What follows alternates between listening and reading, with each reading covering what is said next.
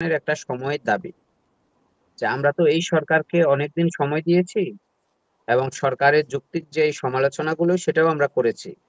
কিন্তু দিন শেষে আমরা দেখেছি যে আসলে একটা গণতান্ত্রিক রাষ্ট্রের প্রকৃত অভিভাবক হচ্ছে নির্বাচিত সরকার। অর্থাৎ জনগণের মাইন্ডেড নিয়ে যে সরকার গঠন হয় সেটাই হচ্ছে জনগণের সরকার। তো আমার মনে হচ্ছে যে এই সরকার যতটুকু করেছে একেবারেই যে কিছু করে নাই সেটা না। অনেক কিছু করেছে কিন্তু আসলে এই সরকারের তো ধরেন কর্মপরিধি অনেক ছোট, উপদেষ্টা পরিষদ অনেক ছোট এবং জনগণের সবচেয়ে বড় কথা হচ্ছে জনগণের সাথে তাদের কোনো সম্পর্ক নেই এই সরকারের। যেহেতু তারা সরাসরি জনগণের ভোটে নির্বাচিত না। তো সেজন্য আমি মনে করি যে এই সরকার চাইলেই সবকিছু করতে পারবে না। সব সংস্কারও করতে পারবে না, সব বিচারও করতে পারবে না। রাষ্ট্রকে একটা নির্বাচিত সরকার যেভাবে চালায় সেভাবে চালাতে পারবে না। এজন্যই আমরা তার নাম দিয়েছি অন্তর্বর্তীকালীন সরকার। তো আমি মনে করি যে ফেব্রুয়ারিতে নির্বাচন হবে, এখানে এখন আর বিন্দুমাত্র কোনো সন্দেহ নেই। ওই নির্বাচনের মধ্য দিয়ে ওনাকে ওনাকে তো অন্তর্বর্তীকালীন সরকার বাট ওনাকে যে প্রশ্ন করা হয়েছিল উনি বলেছেন যে ওনাকে মানুষ অনেকদিন চায়। তো সেটা আসলে কোনোভাবে কাজ করবে কিনা সরকারের মধ্যে নাকি আসলে ওই চ্যাপ্টার ক্লোজ এখন ওইটা কোনো সম্ভাবনা নাই? ওইটার আলোচনা যারা করে আসলে আমি মনে করি যে তারা বোকার স্বর্গে বাস করে এবং ওই আলোচনাগুলো শুধুমাত্র তারাই এখন পর্যন্ত উঠাচ্ছে। আমি আমি তো ধরেন বাংলাদেশের রাজনীতিতে সব দল এবং সব ব্যক্তিকেই আমার চিনা, যেহেতু আমি দীর্ঘদিন ধরে রাজনীতি করি। একেবারে ছাত্র অবস্থা থেকে আমি 2012 থেকে আমি বাংলাদেশের রাজনীতিতে ওতপ্রোতভাবে জড়িত। তো সে কারণে আমি বলছি দেখুন, যাদের মানুষের সাথে সম্পর্কটা খুব বেশি না, শুধুমাত্র দল করে এবং শো আপ করে যারা, এবং যারা এই জুলাই আন্দোলনের প্রকৃত ক্রিমটা যারা এখন পর্যন্ত খাচ্ছে, অর্থাৎ এই সরকার থেকে সবচেয়ে বেশি সুযোগ সুবিধা যারা নিচ্ছে, শুধুমাত্র তারাই বলছে যে এই সরকারকে আমাদের প্রয়োজন।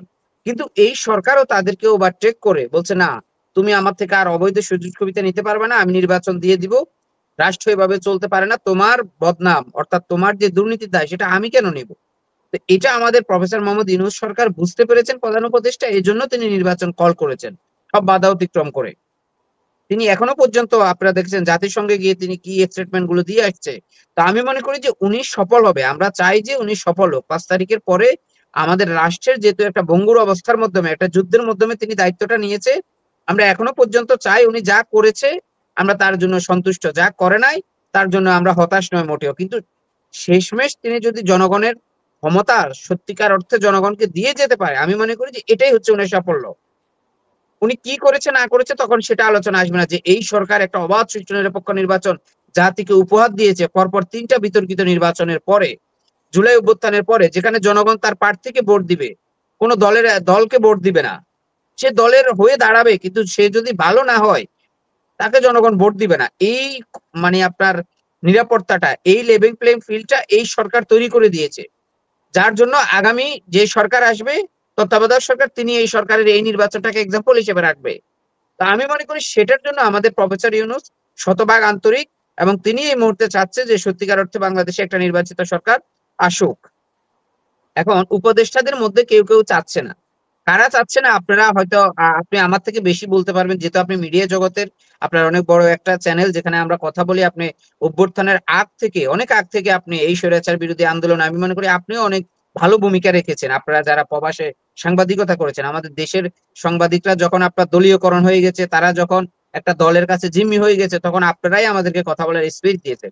তো সেই জায়গা থেকে আপনারা তো সবই দেখতেছেন, সবই বুঝতেছেন সত্যিকার অর্থে সরকারের মধ্যে কোন কোন উপদেষ্টা নির্বাচন চাচ্ছে না এবং কেন চাচ্ছে না তারা। সরকারের মধ্যে এই এই সময় নির্বাচন চাচ্ছে না শুধুমাত্র বিতর্কিত উপদেষ্টারা, তাদের ব্যক্তিগত লাভবান হওয়ার জন্য, এবং তারা তো আর রাজনীতি করতে পারবে না সেটা তারা বুঝেই গিয়েছে। আমি আপনাকে চ্যালেঞ্জ করে বললাম, যদি অবাধ সুষ্ঠু নিরপেক্ষ নির্বাচন হয়, এই সরকারের উপদেষ্টাদের মধ্যে যদি কাউকে সুযোগও দেওয়া হয়, জনগণ তাকে ঘৃণা ভরে প্রত্যাখ্যান করবে। আমি আপনাকে এই শোতে চ্যালেঞ্জ করলাম, বাংলাদেশের 300 আসনে কোনো আসন থেকে পাশ করতে পারবে না যদি সত্যিকার অর্থে অবাধ সুষ্ঠু নিরপেক্ষ একটা নির্বাচন হয়।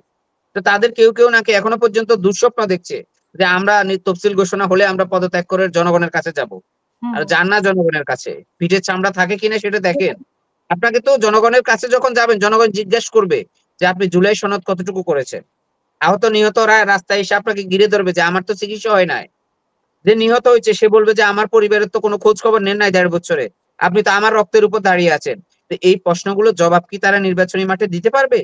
তা আমি মনে করি যে আসলে আমি আপনার এই শোতে অনেকবার ক্লিয়ার করেছি। সত্যিকার অর্থে আপনি রাজনীতিতে যতই নয়-ছয় করেন আর যতই নাটকবাজি করেন, দিন শেষে আপনাকে জনগণের কাছে যেতে হবে।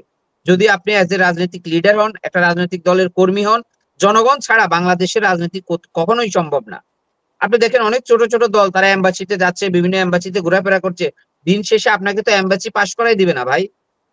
তাহলে তো আমরা হাসিনার আমলে যা হয়েছে আমরা তো সেটাকে প্রত্যাখ্যান করেছি। আমরা বলছি যে বাংলাদেশে আগামী ১০০ বছর ৫০ বছর সত্যিকার অর্থে অবাধ সুষ্ঠু নিরপেক্ষ হবে। প্রয়োজনে এক সরকার ৫০ বার আসবে কিন্তু সে জনগণের ভোট নিয়ে আসবে, জনগণের মাইন্ডেড নিয়ে আসবে। আসুক পরপর ৩ বার একটা একটা দল বিজয়ী হোক আমাদের কোনো সমস্যা নাই। কিন্তু সত্যিকার অর্থে অবাধ সুষ্ঠু নিরপেক্ষ নির্বাচনের মাধ্যমে আপনাকে আসতে হবে। আপনাকে জবাবদিহিতে সরকার থাকতে হবে। আপনাকে প্রশ্ন করবে জনগণ। আপনার জি, সম্পদের হিসাব দিতে হবে, আপনার দলের হিসাব দিতে হবে। আপনি যে সত্যিকার অর্থে যেভাবে দেশ চালাচ্ছেন, আপনি কি আপনার দল চালাচ্ছেন না দেশ চালাচ্ছেন? এই ২ টা জিনিস আমরা আমি মনে করি যে ৫ তারিখের পরে জনগণ আলাদা করে নিয়েছে। হাসিনা তো দেশ চালায় নাই। তিনি দল চালিয়েছে। যে আমি মনে করি যে আগামী দিনে যদি জনগণের সরকার প্রতিষ্ঠা হয়, সেই সরকার প্রধান হবে, দেশ চালাবে তিনি, তার দল চালাবে না। এটা আপনি আশা করি যে এই বা ধরেন ইতিমধ্যে আপনারা দেখতে পাচ্ছেন যে বড় রাজনৈতিক দলের যে দায়িত্ব নিয়ে যিনি যে কথাগুলো বলছেন, আমি তো মনে করি তিনি ক্ষমতায় আসলেও এটাই বলবে যে দলের আগে হচ্ছে দেশ, সবার আগে বাংলাদেশ। তো এই স্লোগানকে আমরা বেসিস করেই তো আমরা দিল্লি না ঢাকা স্লোগান দিয়েছি। আমরা কোটা না মেধা স্লোগান দিয়েছি। কিন্তু আমরা দেখতে পাচ্ছি যে আমাদের সহযোদ্ধারা এত অল্প সময়ের মধ্যে তারা জনগণের কাছে একদিকে ঘৃণিত হবে, তাদের নৈতিক অবক্ষয় হবে, তারা দুর্নীতিতে জড়িয়ে যাবে। এটা আসলে ধরেন সত্যিকার অর্থে আমাদের জন্য অনেক লজ্জার যে আমরা তো একসাথে আন্দোলন করেছি। এত হুম, অল্প সময়ের মধ্যে মানুষ কিভাবে নষ্ট হয়ে যায়? তা আমি এই তরুণ সমাজের প্রতি শুধু একটাই উদাত্ত আহ্বান জানাবো যে যাদেরই হচ্ছে ধরেন টাকা পয়সার অনেক লোভ থাকবে তারা রাজনীতিতে আসবে না। তারা ব্যবসা করুক, সমস্যা নাই। কিন্তু রাজনীতিতে আপনি আসবেন, সত্যিকার অর্থে আপনাকে জনগণকে নিয়ে কাজ করতে হবে। এখানে আপনি অনেক মানে হালাল ব্যবসা করতে পারবেন। আপনি অনেক কিছু করতে পারবেন, উপার্জন করতে পারবেন। একটা রাজনৈতিক নেতা কোনো ব্যবসা করতে পারবেন, এটা হতে পারে না। কিন্তু আপনি টেন্ডারবাজি করবেন, চাঁদাবাজি করবেন, তদবির করবেন, হ্যাঁ? অবৈধ সব জিনিস আপনি দখল করে বসবেন। তো এই ধরনের জিনিস ৫ তারিখের পরে মানুষ চাচ্ছে না। আমি মনে করি বড় রাজনৈতিক দলগুলো অনেকাংশে ধরেন তারা নিজেদের মাধ্যমে অনেকাংশে শুধরে গেছে। আপনি দেখেছেন যে এখানে এসেছে যে একটা বড় রাজনৈতিক দল থেকে অনেককে শুধুমাত্র সাদাবাজির কারণে বহিষ্কার করা হয়েছে। তো এটাই তো আমাদের ৫ তারিখের পরে অর্জন। যে ক্লেইম আসছে সেটাকে যাচাই করছি, দল থেকে অব্যাহতি দিয়েছি। কিন্তু আমরা তো ছোট, ছোট অনেক দলের মধ্যে দেখি না যে তারা ২-৪ জনকে বহিষ্কার করছে। আরে বাবা তাদের দলেও তো চাঁদাবাজি করছে। একেবারেই যে করছে না সেটা না। ধরাও তো খাচ্ছে। কিন্তু আমরা তো সেই এক্সাম্পল অন্য দলে দেখি না। শুধু আমরা বিএনপির এক্সাম্পল কে নিয়ে আসি যে বিএনপি ৭,০০০ বহিষ্কার করছে। এটাকে তো আমরা পজিটিভলি নিচ্ছি। আমরা নেগেটিভ কেন বলব? অন্য ছোট দল তার কেন ৫০ জনকে বহিষ্কার করে নাই, ১০ জনকে করে নাই, ২ জনকে করে নাই। চাঁদাবাজির অভিযোগ তো সব দলেরই আছে।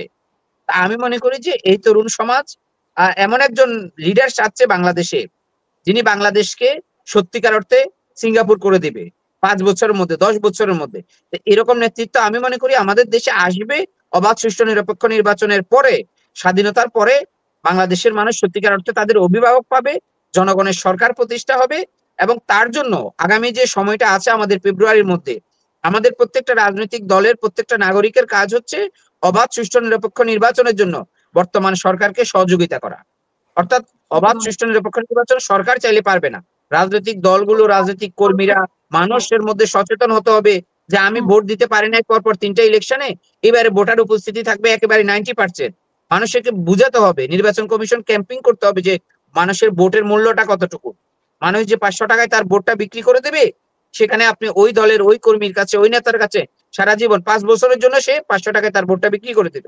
সে কিন্তু আর চোখ তুলে কথা বলতে পারবে না যে আপনি কেন আমাকে এটা দিচ্ছেন না, ওটা দিচ্ছেন না। আরে ভাই আপনি তো ৳৫০০ ভোট বিক্রি করে দিয়েছেন। তো মানুষকে আমি মনে করি যে এগুলো সচেতন করতে হবে, বুঝাতে হবে। এটাই হচ্ছে আমাদের জুলাই আগস্ট। আর বিশেষ করে আমরা যারা জুলাই আন্দোলনের সাথে ছিলাম, আমরা কেউই বিচলিত নয়। যে আমাদেরকে ধরেন কখনো যদি কেউ ব্যাক করে আমাদেরকে হত্যা করে ফেলবে, আমাদেরকে মেরে ফেলবে। তো এই ধরনের জিনিস নিয়ে আমরা চিন্তা যদি করতাম তাহলে আমরা আন্দোলন করতাম না। হুম, বাংলাদেশে ধরেন ঢাকার বিজয় হতো না। দিল্লির দাসত্বই থেকে যেত। সুতরাং আমরা নিজের জীবন নিয়ে কখনোই বিচলিত নই। যারা এই ধরনের কথাগুলো আমি মনে করি যে ধরেন বলছে বা সন্দেহ নিচ্ছে, শুনেন আমি আপনাকে একটা কথা বলি। আন্দোলনের হুম, সময়ও তো আমি মারা যেতে পারতাম। আমার সহযোদ্ধা তো অনেক মারা গিয়েছে। কিন্তু আমাকে আল্লাহ আমার হায়াত রেখেছে বিধায় আমি এখন পর্যন্ত আছি। যখন আমার হায়াত শেষ হয়ে যাবে তার ১ সেকেন্ড বেশি আমি বাঁচব না। এটুকুন বিশ্বাস করে আমরা প্রত্যেকটা গণতান্ত্রিক মুভমেন্টে দিয়েছি এবং আগামী দিনে আমরা প্রত্যেকটা যুক্তিক, গণতান্ত্রিক, জনগণের অধিকার প্রতিষ্ঠার আন্দোলনে আমরা সোচ্চার থাকবো। সবাইকে ধন্যবাদ।